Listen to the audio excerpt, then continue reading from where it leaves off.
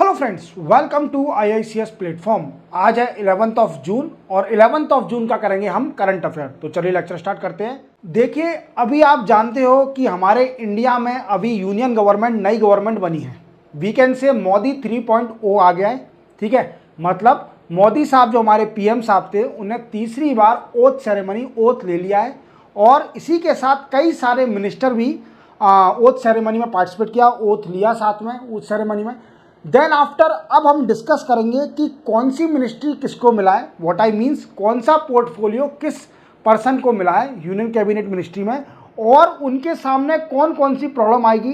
तो अपन डिस्कस करेंगे by one कि किस पर्सन को कौन सी मिनिस्ट्री मिली है और उसके सामने क्या प्रॉब्लम आ सकते हैं उस मिनिस्ट्री में। तो सबसे पहले अपन डिस्कस करेंगे Shivraj Singh Chauhan.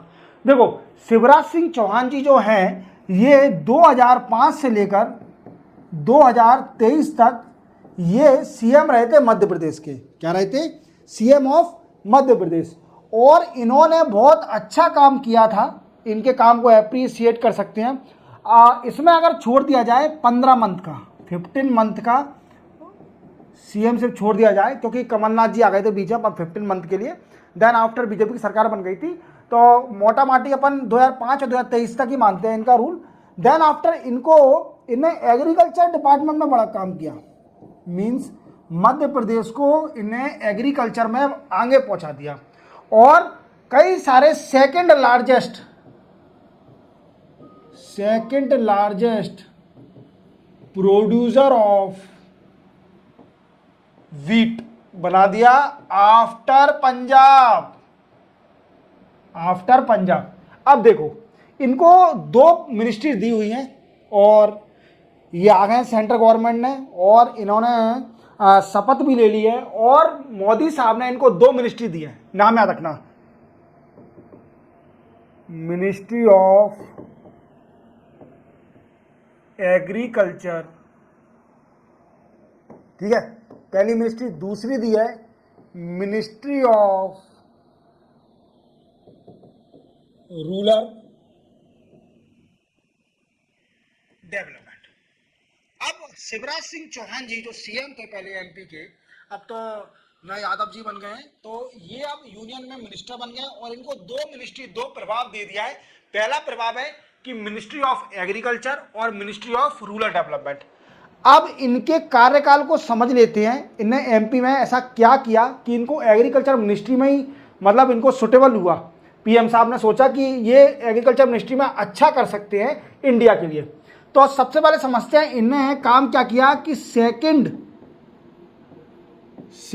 Highest producer of wheat and second contribution of government procurement scheme. क्या कि जो मध्य प्रदेश गवर्नमेंट थी, देन आफ्टर इन्होंने मध्य प्रदेश को एग्रीकल्चर स्टेट बना दिया, दूसरी सबसे ज्यादा वीट प्रोड्यूस करने वाली आफ्टर पंजाब बना दिया, और दूसरी सबसे ज्यादा कंट्रीब्यूट करने वाली किसमें कि गवर्नमेंट प्रोक्योरमेंट स्कीम, जो आप जानते हो ना, we can say PDS, public distribution system. इसमें जो अनाज भरा जाता है, ये MP सेकंड हाईएस्ट कंट्रीब्यूट करते थे। दूसरा क्लियर हो गया। और दूसरा पॉइंट हमने क्या किया कि आपको पता है कि Madhya Pradesh government first largest producer of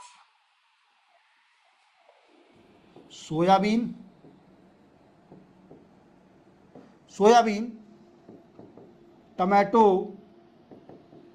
ginger. ठीक है, देन आफ्टर कई सारी चीजें फर्स्ट में बनाती थी, मींस सबसे ज्यादा प्रोडक्शन MP में सोयाबीन का, पल्स, टमाटो, जिंजर, इन चीजों में नंबर 1 पे थी। Clear. Then after second number highest producer था किसका? मेज,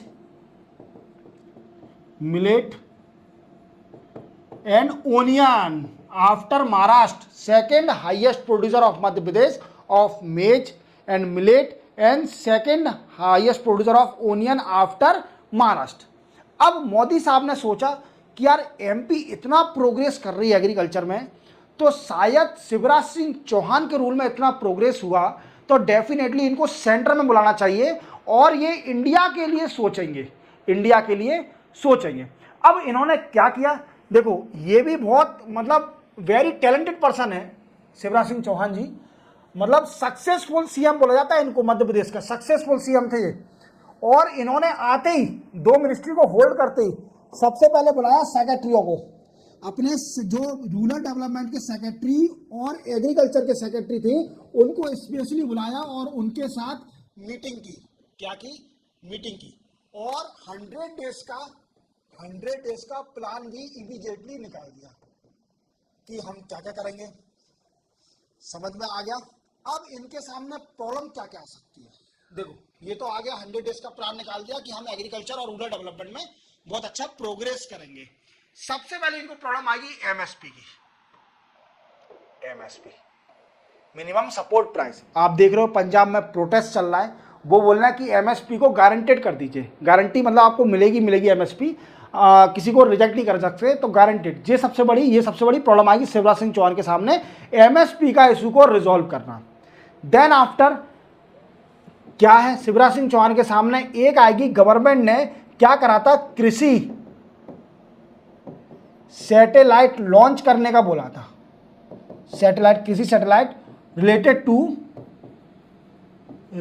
to farmer crop production,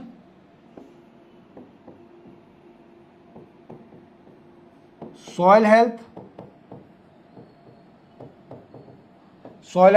then after pesticide, etc. ये सारी सैटेलाइट लॉन्च करने का इंडिया ने एक प्लान बनाया था और इस पर शिवराज सिंह चौहान को वर्क करना पड़ेगा। देन आफ्टर एक और काम करना पड़ेगा। क्या होता है कि गवर्नमेंट ने एक काउंसिल बनाने जा रही है, national council for agriculture and rural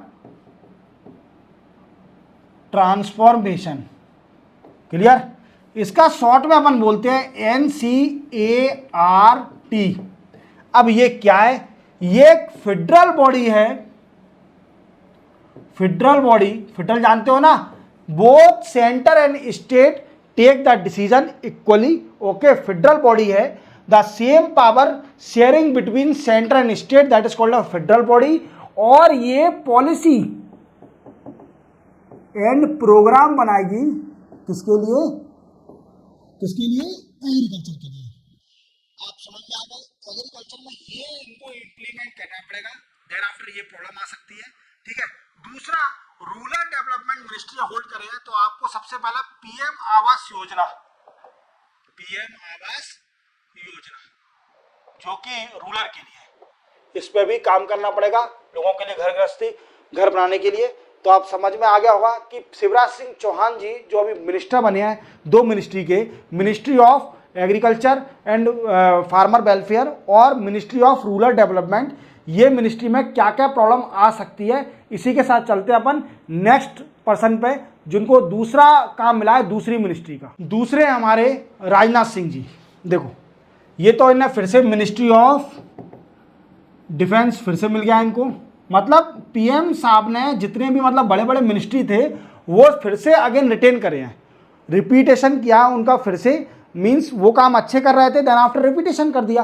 तो राजनाथ सिंह जी को फिर से मिनिस्ट्री ऑफ डिफेंस मिल गया है। अब इनके सामने क्या क्या प्रॉब्लम आएगी?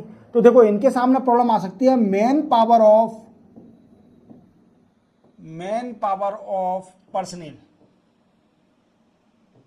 पर्सनल की मैन पावर। दूसरा, चाइना एंड पाकिस्तान का इशू। आप जानते हो बॉर्डर एरिया पर पाकिस्तान और चाइना से कैसे डील करना है थ्रू डिफेंस और diplomat. That is also second problem will be face by the Rajnath Singh. Then after कौन सी प्रॉब्लम है? एक है अग्निपथ। अग्निपथ स्कीम के बारे में मैं आपको कई बार बता चुका हूं, मैं बार बार रिपीट नहीं करूंगा। आपको पता है अपोजिशन पार्टी अग्निपथ स्कीम पर कई सारे इशू उठा रही है, कई सारे, तो इसको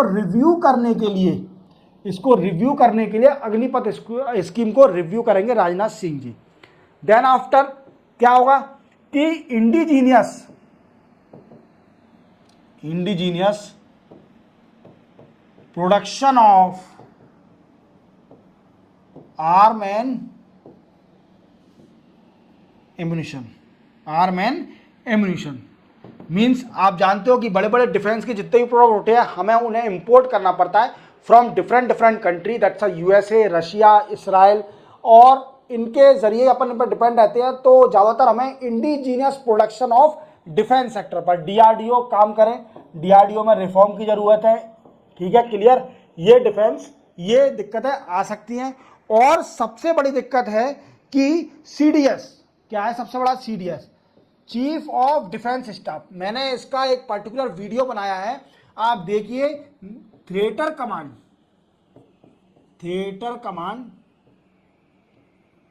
क्या होता है? थिएटर कमांड की linking of all three service and work cooperatively, that is called the theatre command. Okay, अब इसमें सीडीएस में क्या है कि आपको मालूम है कोई भी ड्राफ्ट अभी तैयार नहीं हुआ है। एक ड्राफ्ट अभी आया था, फाइनलाइज होने को है, अभी फाइनलाइज हुआ नहीं है। एक ड्राफ्ट, फाइनलाइज ड्राफ्ट अभी तैयार नहीं हुआ है सीडीएस के अंदर, even after 2 CDS appointed, CDS appointed. तो ये इन पे काम करना पड़ेगा राजनाथ सिंह जी को और उनकी प्रॉब्लम रिजॉल्व हो जाएगी। चलते अपन तीसरी मिनिस्ट्री पर। नेक्स्ट हमारे जेपी नड्डा। अब देखो, यह भी आपको मालूम है राष्ट्रीय अध्यक्ष थे बीजेपी के, क्या थे? राष्ट्रीय अध्यक्ष।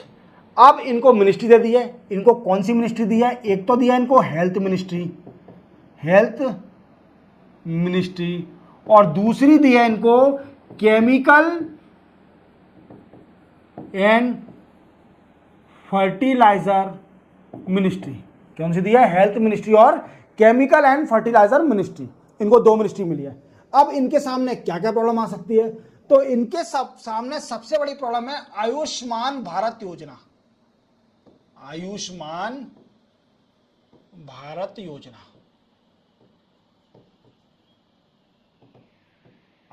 भारत योजना, मैंने आपको बताया आयुष्मान भारत योजना क्या है कि 5 लाख तक का इंश्योरेंस दिया जाएगा गरीब लोगों को। तो आयुष्मान कार्ड बन जाता है, 5 लाख तक का वो इलाज करा सकते हैं साल में। ठीक है, आयुष्मान भारत योजना को अच्छी तरह से इंप्लीमेंट करना, it is a big responsibility of the JP Nadda after assuming the office of ministry of health, okay, and family welfare. Ayushman Bharat Yojana. Then after कौन सी प्रॉब्लम आ सकती है इनको? एक प्रॉब्लम आ सकती है वैक्सीन मैनेजमेंट प्लान, जिसको अपन बोलते हैं यूविनबी, मींस वैक्सीन को मैनेज करना। जैसे आप जानते हो कि कोरोना की बीमारी आई, जब पेंडेमिक आया, देन आफ्टर कई सारी कंट्री में हल्ला मच गया था कि इसकी वैक्सीन बनाया जाए। इंडिया ने अच्छा काम किया, कुछ रिसर्च ऑर्गेनाइजेशन से मिलके उन्हें एक वैक्सीन बनाई जिसको कोविशील्ड। देन आफ्टर इसी को मैनेज करना vaccine for all other diseases, that is a big problem created in front of that person, JP Nadda साहब। देन आफ्टर आपको मालूम है कि इंडिया जेनेरिक ड्रग्स बनाने में नंबर 1 कंट्री है, जेनेरिक ड्रग्स। और जेनेरिक ड्रग्स सस्ता होता है as compare to company drugs,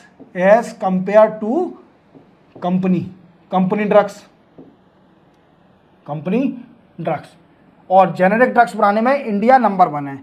अब मोदी साहब ने जन औषधि स्कीम निकाली थी। क्या निकाली थी? जन औषधि स्कीम, या जन औषधि केंद्र भी बोल सकते हैं इसको, जन औषधि केंद्र। अब ये कई सारे स्टोर खुले जाएंगे इंडिया के अंदर जिसमें जेनेरिक ड्रग्स दी जाएगी बहुत सस्ते लेवल पर। तो अभी तक 10,000 स्टोर खुल चुके हैं और टारगेट है 25,000 स्टोर खोलने का, 25,000 स्टोर खोलने का across India. That also become a big issue in front of the JP Nadda that assume the office of health ministry and chemical and fertiliser. तो तो हेल्थ मिनिस्ट्री बहुत इंपॉर्टेंट है। आप जानते हो जन औषधि केंद्र की भी दिक्कत आ सकती है और हेल्थ का भी इशू आ सकता है, वैक्सीन मैनेजमेंट प्लान पे भी, और आयुष्मान भारत योजना को भी अच्छी तरह से इंप्लीमेंट करना। That's a big question created in front of the JP Nadda who assume the health ministry. चलते अपन नेक्स्ट मिनिस्ट्री पर। नेक्स्ट है हमारे चहीते और मोदी के बहुत प्यारे अमित शाह जी। देखो इनको फिर से गृह मंत्री मिल गए, होम अफेयर मिनिस्ट्री अगेन इन्होंने रिटेन कर लिया है गृह मंत्री। अब इनके सामने क्या दिक्कत आ सकती है, ये तो मीन्स बोले जाते हैं कि राइट हैंड है मोदी साहब के, और चाणक्य भी बोला जाता है इनको, इनके mind in term of mind से, तो इनके सामने भी कई दिक्कतें आ सकती है। सबसे पहली दिक्कत आएगी इनकी कि चाइना और पाकिस्तान से कैसे रिजॉल्व किया जाए, कोई भी बॉर्डर इशू का है उससे कैसे निपटा जाए। देन आफ्टर इनको प्रॉब्लम आएगी statehood of J&K, Jammu and Kashmir को स्टेट का दर्जा देना, ये भी प्रॉब्लम आ सकती है। देन आफ्टर इनको एक और आएगा, इनको रिजॉल्व करना पड़ेगा NRC, समझ में आ गया, NRC national register of citizenship, ठीक है। देन आफ्टर इनको क्या प्रॉब्लम आ सकती है, ये तो हो गया, इनको resolving the law and order problem in state. Then after problem कहां पे आएगी, इथनिक कॉन्फ्लिक्ट इन मणिपुर का इशू रिजॉल्व करना। ये कुछ पॉइंट पर डिस्कस करना पड़ेगा इनको, अमित शाह जी को, after assuming the home affair retain कर लिया है फिर से इन्होंने सेकंड मोदी 3.0 में वो में। और चलते अपन नेक्स्ट मिनिस्ट्री पर। नेक्स्ट है हमारे एस जयशंकर। अब देखो इनको फिर से मिल गया एक्सटर्नल अफेयर मिनिस्टर, जो फिर से बन गए एक्सटर्नल अफेयर मिनिस्टर, और ने काम भी अच्छा किया था। देखो डिप्लोमेट है और सिविल सर्वेंट भी रह चुके हैं, तो इंटेलिजेंट तो हैं। अब इनके सामने क्या क्या इनको रिजॉल्व करना पड़ेगा। सबसे पहले क्या है कि इटली में, आपको मालूम है इटली में G7 की कॉन्फ्रेंस होनी है। क्या होनी है, G7 की कॉन्फ्रेंस होनी है, और जो इटली की PM है मलोनी, उन्होंने मोदी साहब को इनवाइट किया है G7 में कि आप आइए और G7 में पार्टिसिपेट करिए और डिस्कस करिए। तो ये बिग अचीवमेंट है कि इंडिया को what I means group of 7 क्या है, group of 7 is a combination और the group of developed country. Developed country का ग्रुप है, और इंडिया भी डेवलप्ड कंट्री नहीं है, India as a developing country, तो भी इंडिया को इनवाइट किया जा रहा है। तो एक्सटर्नल अफेयर मिनिस्टर इसमें कुछ अरेंजमेंट करेंगे और देखते हैं क्या होता है। देन आफ्टर रिलेशन विथ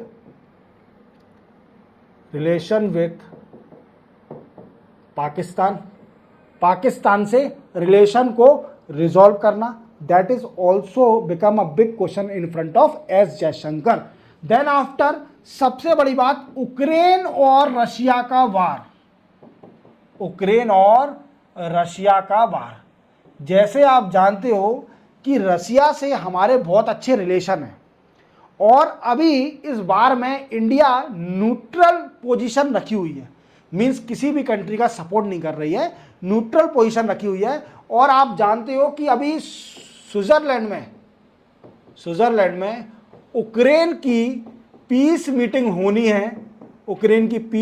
होनी है, और कई सारे ऑफर आ रहे हैं कि इंडिया भी इसमें जाए, पर मोस्ट प्रोबेबली ये है कि इसमें डिप्लोमेट जाएंगे, PM साहब नहीं जाएंगे। मोस्ट प्रोबेबली डिप्लोमेट, जो इंडिया के छोटे मोटे डिप्लोमेट्स हैं वो जा सकते हैं इस मीटिंग में। तो ये दिखाने के लिए कि India is also supporting the peace process, ये सिर्फ ओनली शो ऑफ करने के लिए। But India always take a stand of neutral India. तो ये कुछ इशू आएंगे एस जयशंकर के सामने। चलते अपन नेक्स्ट मिनिस्ट्री पर। नेक्स्ट है हमारे मनोहर लाल खट्टर। देखो मनोहर लाल खट्टर जी हैं, ये कहाँ के CM थे, हरियाणा के CM थे। कहाँ के CM थे, हरियाणा के। अब इनको यूनियन मिनिस्ट्री बुला लिया है, और इनको 2 मिनिस्ट्री दी हुई हैं। कौन कौन सी, पहली दी है ministry of housing and urban affairs. दूसरी मिनिस्ट्री दिया इनको मिनिस्ट्री ऑफ पावर। अब देखो, अब इनको क्या क्या इशू आ सकते हैं। तो देखो, ministry of housing and urban affair में सबसे पहला इशू आएगा इनको कि पीएम आवास योजना जो कि अर्बन के लिए है। क्या है? अर्बन के लिए। दूसरा इनको इशू आ सकता है स्वच्छ भारत योजना अर्बन के लिए। क्लियर। तीसरा sanitation sewage management system and urban planning.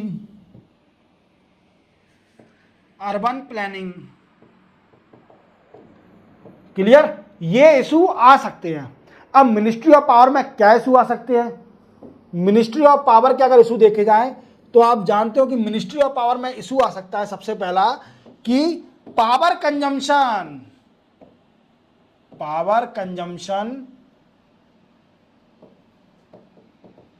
And production. दिन प्रतिदिन आप जानते हो कि पावर की डिमांड बढ़ते जा रही है और उसकी भरपाई करने के लिए पावर प्रोडक्शन बहुत जरूरी है। ठीक है। देन आफ्टर दूसरा है कोल सप्लाई चेन।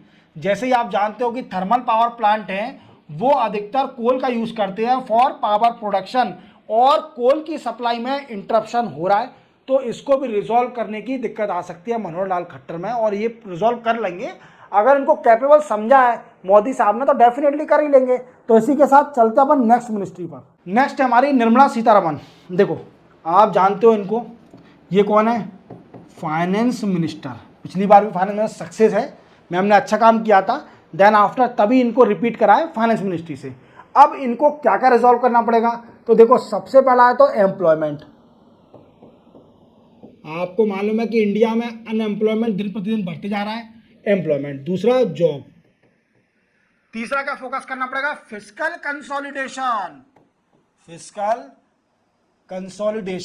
कंसोलिडेशन क्या होता है कि गवर्नमेंट का खर्चा बढ़ाना। ओके, गवर्नमेंट मार्केट में ज्यादा पैसा दे, ठीक है, खर्च करे, एक्सपेंडिचर ज्यादा हो, ठीक है। देन आफ्टर फिस्कल डिफिसिट को रिजॉल्व करना, फिस्कल डिफिसिट कम करना, मतलब इन्फ्लेशन को कम कंट्रोल करना। That is also become a major problem in front of the Sitharaman, ठीक है, निर्मला सीतारमण। और आप जानते हो कि दूसरी का दिक्कत आ सकती है एनर्जी, वो बताएगा। और सबसे बड़ा कैपिटल एक्सपेंडिचर। और आप जान रहे हो, अभी मैंने आपको प्रीवियस लेक्चर में बताया था, एनएसओ के बारे में बताया था कि इनने अभी जीडीपी एस्टिमेट करी है, ठीक है। और इनने बोला है कि इंडिया 3 साल से 3 year consecutively more than 7% GDP, 7% से ज्यादा जीडीपी गेन कर रही है लगातार 3 साल से इंडिया। तो ये बिग अचीवमेंट है इन मैम का, इनका काम, इनका वर्क, और ये अगर इन चीज़ों फोकस करेंगी तो और सक्सेस हो जाएंगी। इसी के साथ चलते हैं अपन नेक्स्ट मिनिस्ट्री पर। नेक्स्ट हमारे पीयूष गोयल साहब। देखो, इनको मिला है ministry of commerce and industry. अब इनको किस चीज पर काम करना है? तो सबसे पहला काम करना है इंडिया के एक्सपोर्ट पर। इंडिया का एक्सपोर्ट बढ़ाना है, we can say trade policy बनानी है, अच्छी ट्रेड पॉलिसी होगी, that after lead to good export of the India to a different country. दूसरा फोकस करना है इनको free trade agreement with UK and European Union. Free trade agreement sign को करना है विथ यूके और यूरोपियन यूनियन। देन आफ्टर क्या हुआ है, रशिया ने एक पॉलिसी बनाई है जिसको अपन बोलते हैं यूरेशिया इकोनॉमिक यूनियन ये क्या करेगी, lead to enhance labour intensive export, labour intensive export को बढ़ाएगी। व्हाट आई मीन्स, लेबर जो बनाती है, जो भी प्रोडक्शन करती है गुड्स का, वो उसका एक्सपोर्ट बढ़ाने के लिए। देन आफ्टर एक और इन पर फोकस करना पड़ेगा कि इंडिया ने क्या डिसाइड किया है कि 2023 तक 1 ट्रिलियन डॉलर इंडिया का एक्सपोर्ट हो जाएगा। किसका? गुड्स का एक्सपोर्ट कम से कम 2030 तक इंडिया का 1 ट्रिलियन डॉलर लगभग हो जाना चाहिए। समझ में आ रहा है मेरे दोस्तों। नेक्स्ट इनके सामने इशू आ सकता है e commerce and special economy zone develop करना। आप जान रहे हो कि ई कॉमर्स का मार्केट दिन प्रतिदिन बढ़ते जा रहा है। जैसे फ्लिपकार्ट, अमेजॉन, मिंत्रा, ये सारे ई कॉमर्स साइट हैं जिसके थ्रू आप ऑनलाइन शॉपिंग करते हैं। इसका मार्केट दिन प्रतिदिन बढ़ते जा रहा है और बढ़ने के साथ फोकस करना पड़ेगा इनको, ministry of commerce and industry को, कि ई कॉमर्स पर फोकस करना पड़ेगा और स्पेशल इकोनॉमी जोन पर फोकस करना पड़ेगा। That enhance the export of India. चलते अपन नेक्स्ट मिनिस्ट्री पर। नेक्स्ट है हमारे अश्विनी वैष्णव। देखो आप जानते हो ये बहुत इंटेलिजेंट हैं और इन्हों को मिनिस्ट्री दी है, दो मिनिस्ट्री मिली है इनको, ministry of electronic and information technology and railway और रेलवे भी दिया। दूसरी मिनिस्ट्री है ministry of information and broadcasting, ये मिनिस्ट्री इनको मिली है। अब रेलवे तो इनके सामने क्या क्या इशू आ सकते हैं, तो सबसे पहला है इनका डिजिटल डेटा बिल, जो कि रिप्लेस करेगा आईटी एक्ट 2000 को। क्लियर? देन आफ्टर इनके सामने जो इंडिया उसको इंप्लीमेंट करना सेमीकंडक्टर मिशन है।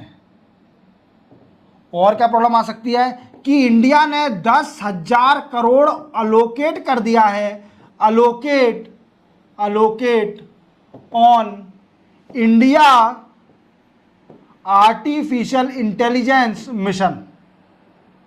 ये कुछ पॉइंटों पर इनको डिस्कस करना पड़ेगा। देन आफ्टर ये सक्सेस मिनिस्टर है और आप जानते हो ये कर भी लेंगे। इसी के साथ चलते हैं अपन नेक्स्ट मिनिस्ट्री पर। नेक्स्ट है हमारे ज्योतिरादित्य सिंधिया। देखो आपको मालूम है ये पहले कौन सा सिविल एविएशन मिनिस्ट्री को रखे थे, सिविल एविएशन मिनिस्ट्री। अब इनको दो मिनिस्ट्री दे दी गई है।